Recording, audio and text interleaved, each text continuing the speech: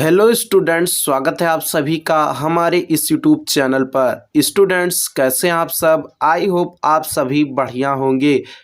हमारे इस चैनल पर UP polytechnic entrance exam preparation 2022 group E1 एवं E2 के लिए फिजिक्स की क्लास स्टार्ट हो चुकी है, जिसके क्रम में हमने फिजिक्स के 3 महत्वपूर्ण अध्यायों का विस्तृत एवं मज़ेदार तरीके से अध्ययन कर लिया है। यदि आप भी वह क्लास देखना चाहते हैं तो आप चैनल के प्लेलिस्ट में जाकर देख सकते हैं। आज के इस वीडियो में हम देखने वाले हैं फिजिक्स के एक नए अध्याय, जिसका की नाम है सरल रेखा में गति। इंग्लिश में बात करें तो motion in a straight line का लेक्चर नंबर 2, लेक्चर नंबर 1 इससे पहले हमने देख लिया है।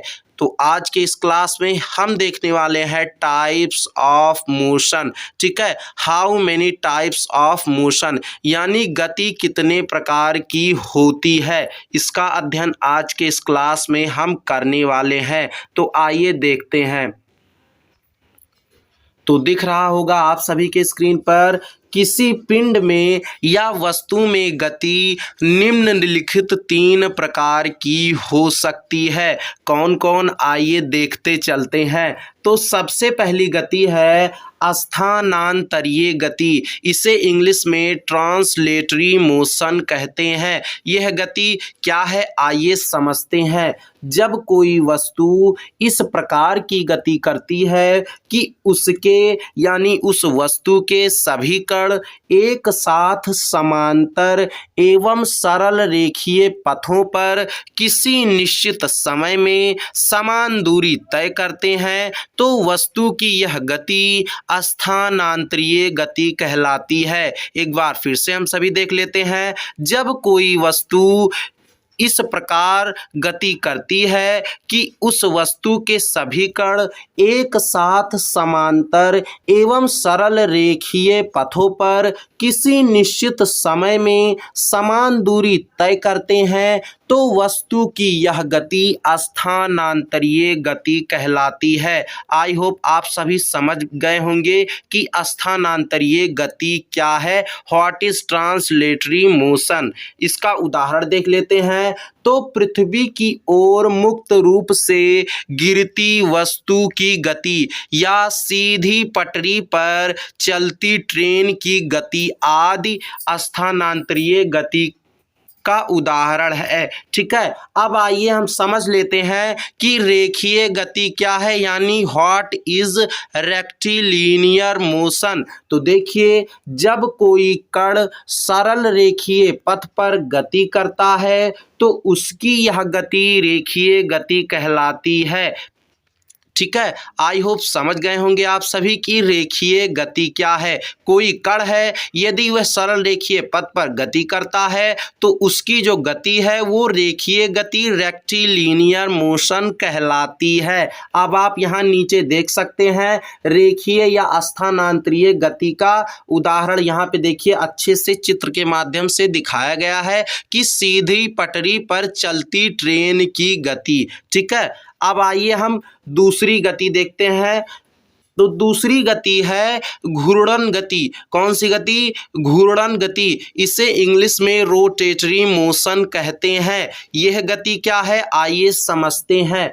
जब कोई पिंड इस प्रकार की गति करता है कि उसके सभी कण उस वस्तु के सभी कण वृत्तीय पथों पर गति करें तथा सभी कणों के वृत्तीय पथों के केंद्र एक निश्चित रेखा पर हों, तो वस्तु की यह गति घूर्णन गति कहलाती है। एक बार फिर से देख लेते हैं घूर्णन गति क्या है, व्हाट इज रोटेटरी मोशन। तो जब कोई पिंड इस प्रकार गति करता है कि उसके सभी कण वृत्तीय पथों पर गति करें, सभी कणों के वृत्तीय पथों के केंद्र एक निश्चित रेखा पर हों तो वस्तु की यह गति घूर्णन गति कहलाती है। अब वृत्तीय गति क्या है ये भी आइए हम समझ लेते हैं। What is circular motion? तो जब कोई कण वृत्तीय पथ पर गति करता है तो उसकी यह गति वृत्तीय गति कहलाती है। आई होप आप सभी समझ गए होंगे कि वृत्तीय गति क्या है। कोई कण है यदि वह वृत्तीय पथ पर गति करता है तो उसकी जो गति है वह वृत्तीय गति सर्कुलर मोशन कहलाती है। इसका उदाहरण हम देख लेते हैं। तो पृथ्वी का सूर्य के चारों ओर परिक्रमण करना वृत्तीय तथा अपनी अक्ष के परितः घूर्णन करना घूर्णन गति का उदाहरण है। यानी पृथ्वी का सूर्य के चारों ओर परिक्रमण करना वृत्तीय गति का उदाहरण है और अपनी अक्ष के परितः घूर्णन करना किसका? घूर्णन गति का उदाहरण है। आप यहाँ नीचे देख सकते हैं कि देखिए यहाँ ये सूर्य के चारों ओर पृथ्वी घूम रही है। ठीक है, अब आइए हम तीसरी गति देखते हैं और ये गति के प्रकार के अंतर्गत अंतिम गति है। तो ये है भैया दोलनी गति, ऑसिलेटरी मोशन। इसे इंग्लिश में ऑसिलेटरी मोशन कहते हैं। तो आइए हम समझते हैं व्हाट इज ऑसिलेटरी मोशन।